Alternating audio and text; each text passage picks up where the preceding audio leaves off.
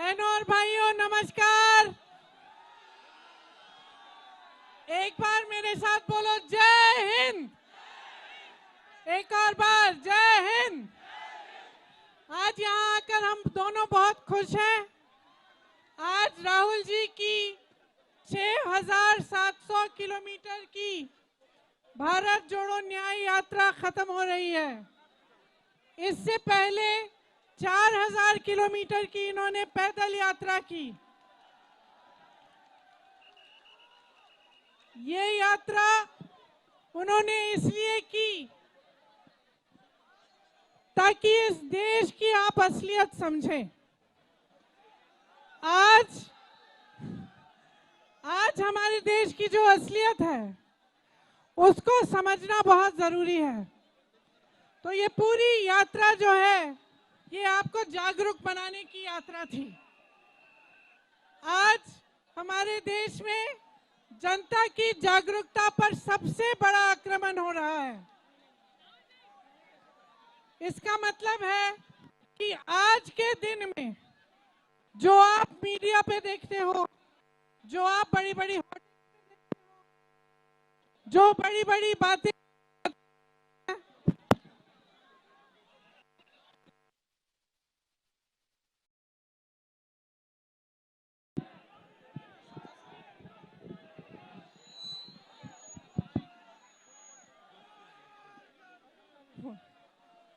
तो आज जितना भी आप होर्डिंग्स पे देखते हो, आप इश्तिहारों पे देखते हो, टीवी पे देखते हो, ये सब आपको सच्चाई नहीं दिखा रहे हैं। तो जब हम सच्चाई को समझने की बात करते हैं, जब हम जागरूकता की बात करते हैं, तो हम ये बात करते हैं कि आपका अपना अनुभव क्या है। आपके जीवन के संघर्ष में पिछले 10 सालों से क्या परिवर्तन आया है। क्या महंगाई कम हुई है? हुई है। क्या बेरोजगारी कम हुई है? क्या आप समझ रहे हैं कि ये सरकार 2 स्तर पर चल रही है।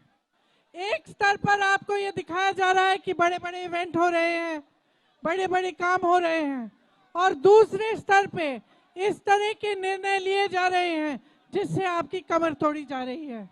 चाहे नोटबंदी हो, चाहे जीएसटी हो। आज रास्ते में एक जने आए, उन्होंने हमसे कहा कि उनका पूरा कारोबार जीएसटी की वजह से खत्म हो गया। चाहे बेरोजगारी की बात हो, एक और आए थे हमारे पास, एक लड़का आया, उनका नाम गुलशन था, आज ही इसी यात्रा में। और गुलशन ने हमें बताया कि अग्निवीर की परीक्षा 2 बार उन्होंने क्लियर की है, लेकिन वो जाना नहीं चाहता। वो कह रहा था उलझन में है, जाना नहीं चाहता, क्योंकि 4 साल के लिए उनके पिताजी कहते कि तुम क्या करोगे जाके।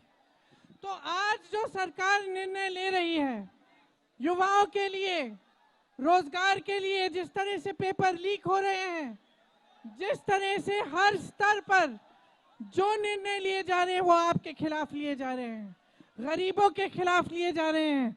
दूसरी तरफ आप देख रहे हैं कि बड़े बड़े उद्योगपति क्या कर रहे हैं। आप देख रहे हैं कि पूरे देश की संपत्ति उनको दी जा रही है। आप खुद इसका अनुभव कर रहे हैं। तो मैं सिर्फ आपको ये कहने आई हूं कि आपकी जागरूकता आपको खुद बनानी पड़ेगी। आपको खुद अपने जीवन के अनुभव को देखना पड़ेगा और समझना पड़ेगा, और ये समझना पड़ेगा कि ये सरकार पिछले 10 सालों से जो इस देश में चल रही है वो आपके खिलाफ काम कर रही है, गरीबों के खिलाफ काम कर रही है। इसीलिए जो ये न्याय यात्रा है और जो भारत जोड़ो यात्रा है, ये आपके अधिकारों के पक्ष की यात्रा है। और मैं आप सबको धन्यवाद देना चाहती हूँ कि इतनी बड़ी तादाद में आप यहाँ आए हमारे स्वागत करने के लिए। और राहुल जी का धन्यवाद देना चाहती हूँ कि इतनी मेहनत वो इसलिए कर रहे हैं ताकि आप जागरूक बने, ताकि आप अपने अधिकारों को समझें और आप इस देश को ऐसे लोगों से बचाएं जो इस देश को बर्बाद करने पे तुले हैं। धन्यवाद। अब राहुल जी आपसे 2 शब्द कहेंगे।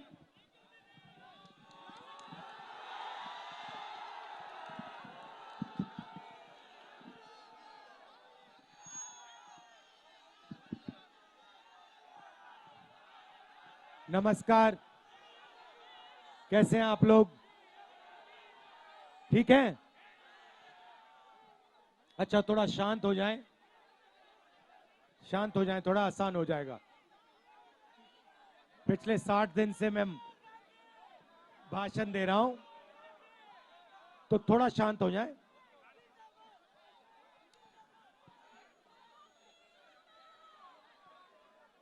एक साल पहले हमने भारत जोड़ो यात्रा की, कन्याकुमारी से कश्मीर चले, और उसमें हमारी सोच थी कि जो नफरत देश में फैलाई जा रही है उसके खिलाफ कोई ना कोई एक्शन लेना पड़ेगा। और इसीलिए भैया पुलिस वाले धक्का मत दीजिए ना, ये मोदी जी की रैली नहीं है, ये हमारी रैली है। इसमें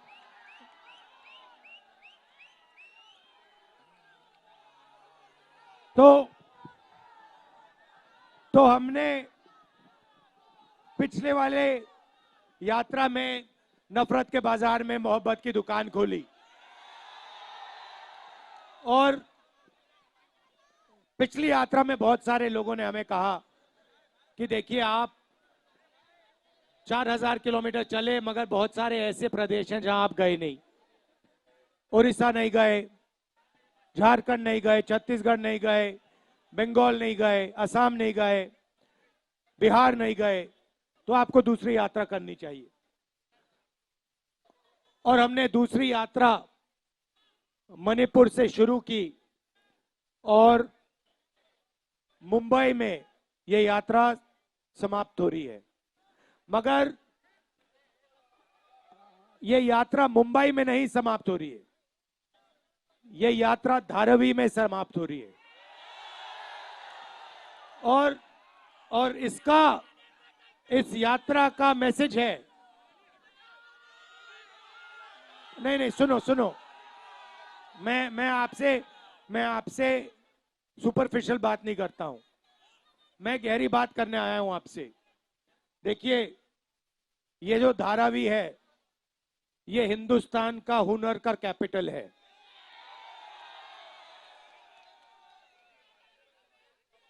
जिसको हम स्किल कहते हैं, हुनर कहते हैं, जिसको जुगाड़ कहा जाता है, ये इन चीजों का कैपिटल है, राजनीति है हिंदुस्तान में हुनर की। और शुरुआत हमने कहा कि मणिपुर में, क्यों? क्योंकि मणिपुर में बीजेपी ने सिविल वॉर का माहौल बना रखा है। भैया पुलिस वाले धक्का मत दो, कुछ नहीं होने वाला।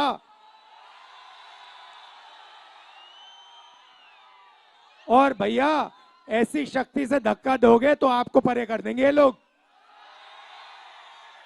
तो रिलैक्स रहो, कुछ नहीं होने वाला। तो हुनर का कैपिटल है यहां पे। लड़ाई हिंदुस्तान में, लड़ाई हुनर और दलालों के बीच में है, धारावी और अदानी के बीच में है।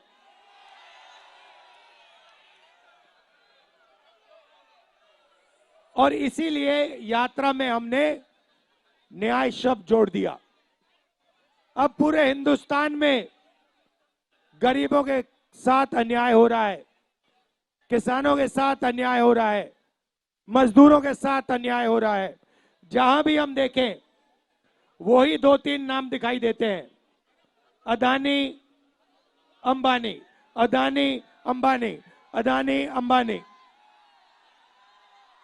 ये धारावी जो है, ये जमीन आपकी है, आपकी मेहनत की जमीन है। अब ये जमीन वही दलाल लोग आपसे छीनने की कोशिश कर रहे हैं। और अदानी के पीछे देश का प्रधानमंत्री है। अदानी अकेला नहीं खड़ा है, अदानी के पीछे देश का प्रधानमंत्री खड़ा है, देश का प्रधानमंत्री खड़ा है। उसके पास ईडी, सीबीआई, इनकम टैक्स, चंदा मामा, ये उनके पीछे शक्ति खड़ी हुई है। क्या ये इन्फोर्समेंट डायरेक्टरेट नहीं है, ये एक्सटॉर्शन डायरेक्टरेट है। आपने देखा होगा, कल मैंने प्रेस कॉन्फ्रेंस किया, देखा आपने? दुनिया का सबसे बड़ा एक्सटॉर्शन रैकेट हिंदुस्तान की सरकार चला रही है। हजारों करोड़ रुपए नरेंद्र मोदी की पार्टी को बॉन्ड्स में दिए गए। क्यों दिए गए? 3 कारण हैं, 3 तरीके हैं। सबसे पहला, कंपनी के पास बीजेपी के लोग जाते हैं, इन्फोर्समेंट डायरेक्टरेट की, ईडी की इनकम टैक्स इंक्वायरी शुरू होती है। उनके महीनों बाद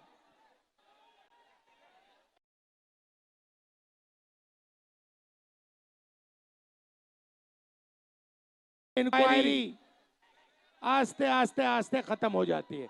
यह है पहला तरीका, यह है मोदी का पहला तरीका। दूसरा तरीका, कंपनी के पास जाते हैं, कहते हैं देखो धारावी में प्रोजेक्ट है, तुम लोगों को हम प्रोजेक्ट देंगे, रेवेन्यू शेयर बीजेपी पार्टी को देना पड़ेगा, पार्टनरशिप आप हमारे साथ कीजिए, धारावी की जनता को हम परे करेंगे, पुलिस का प्रयोग करेंगे, जो आपको धारावी के रीडेवलपमेंट से पैसा मिलेगा उसका परसेंटेज आप बीजेपी की बॉन्ड्स में दिलवा दीजिए। यह दूसरा तरीका। और तीसरा तरीका, सीधा जाके कंपनियों से ये हफ्ता लेते हैं। ये है 3 तरीके नरेंद्र मोदी के भ्रष्टाचार के। अब मैं आपसे सवाल पूछना चाहता हूं, हिंदुस्तान में पिछड़े वर्ग के कितने लोग हैं? कितने परसेंट हैं पिछड़े वर्ग के लोग हिंदुस्तान में? कितने हैं? 50% हैं। दलित कितने हैं? 15%। आदिवासी कितने? 8%। माइनॉरिटी कितने? 15। सब मिला के कितने हुए? 90, तकरीबन 90। मीडिया में 90% के कितने लोग?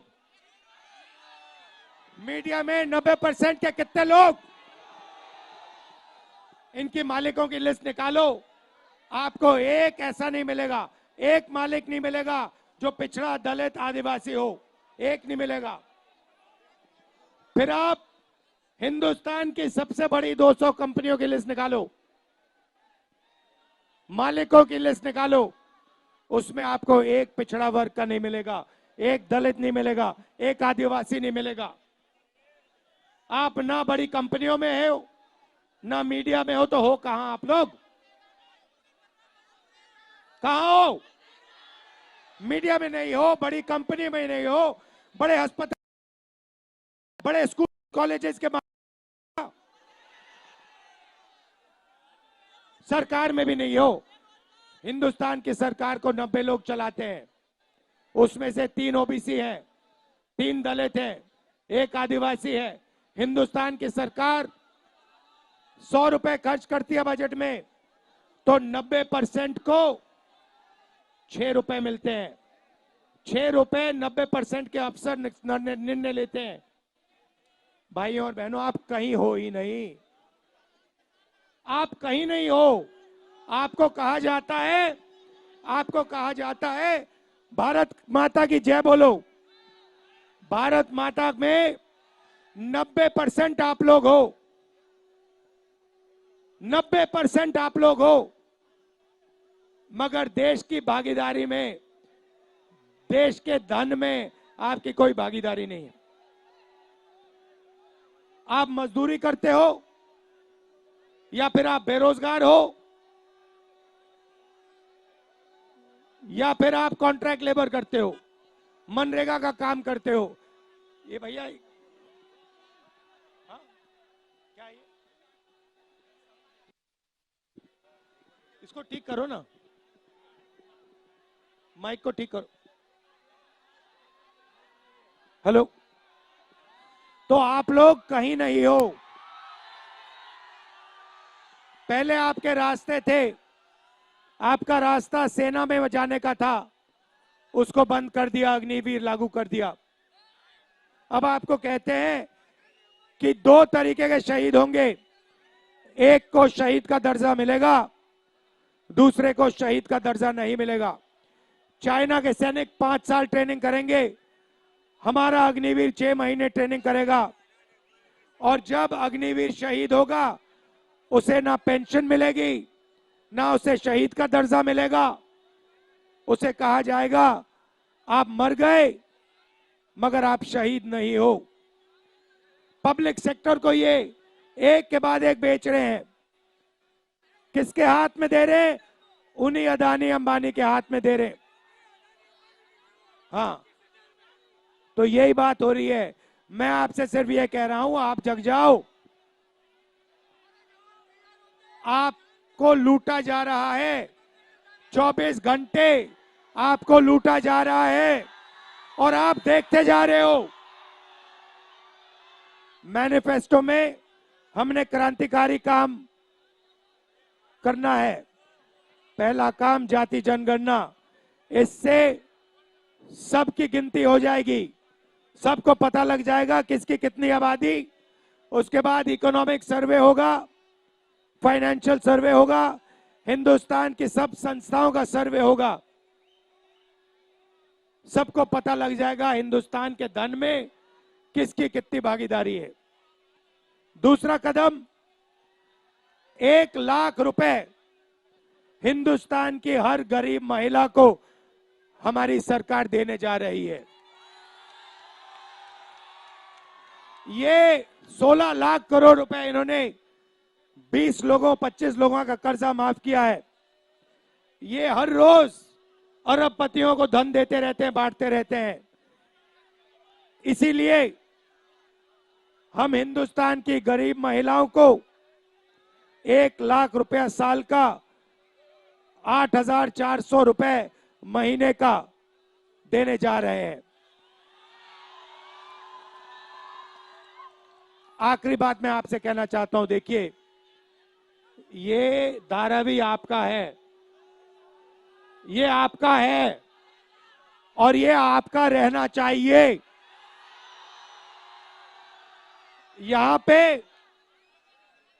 पे आपको आपका जो स्किल है, हुनर है, उसको सपोर्ट करना चाहिए।